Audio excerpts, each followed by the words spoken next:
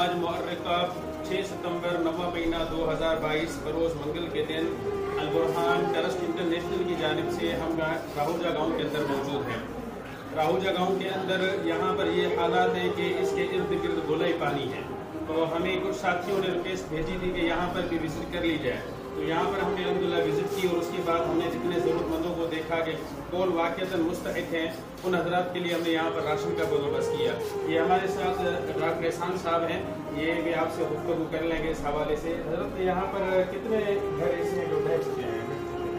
تقریباً یہاں پہ 15 سے زیادہ گھر ایسے ہیں جن کی دیواریں چھتیں بالکل خستہ حال ہو چکی ہیں، اور وہ وہاں سے نقل مکان کر کے کسی محفوظ جگہ پہ ہم نے منتقل کر دی ہیں۔ اور یہاں پر ایسے لوگ کتنے ہیں جن کو راشن کی ضرورت ہے؟